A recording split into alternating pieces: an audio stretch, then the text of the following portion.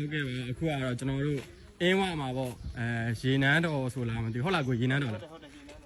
ဒီအင်းဝအကိုကြီးတွေလည်းတစ်ခါမှမကြုံဘူးသေးတဲ့ရေနန်းတော်ကြီးပါအဲ့ကြောင့်ပေါ်လာဟုတ်လား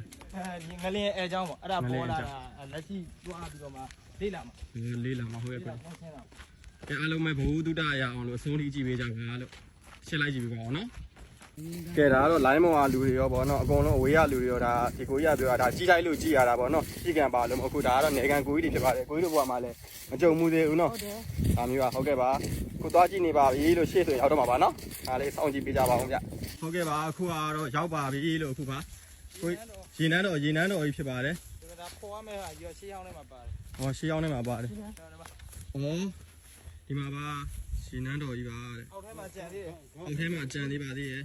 ဒီဘက်ထိပဲဒီမှာဒီရှားလေးတော့ဒီကတော့တော့မဒီဒီပဲဟိုဒီဟုတ်ကဲ့ ဒါပေါက်လေးဒီဘက်မှာ ဟုတ် ဒီကြီးထဲမှာမြုပ်နေတာဒီမှာ ဟုတ်ပါ ဒီမှာ အဲ့ဖော်မှာလို့ အဲ့ဖော်မယ်လို့ပြောတာပဲဒါကြီးဖော်မှာအဲ့ဒါနန်းတောင်လိုမယ်နုလိုဟာမျိုးကြီးဖြစ်သွားမှာ ဟော ဖော်မယ်ဆိုရင် ဒီမှာကြည့်ကြပါဗျာရှင်နန်းတော့အဆောင်ကြီးပေါ့ ဒီမှာဒီဥစ္စာဒါကြီးနန်းတော့ ဒါကြီးလေးအဲ့ဒါတော်တော်ဖွားမှာနော် ဖော်ရမှာပဲဒါကျွန်တော်ဒီသက်ခုမှမြင်ဘူးလေရေနန်းတော့အဲ့ကြားတာကြားဘူးတခါမှမြင်ဘူးဘယ်နားမှမြင်မသိဒါခုပေါ်လာတာအောက်ထဲမှာကြံသေးတယ်ဒီမှာဒါဟွာတွေတိုင်နေမထားတိုင်နေ ဟုတ်တယ်တိုင်း တိုင်ပနတ် အော်ဒီဘက်ပဲလိန်နေပါဘာလို့ကိုင်းနော် အရှိကြီးပဲမဟုတ်ဘူးဟိုဘက်ထိပဲ ဩ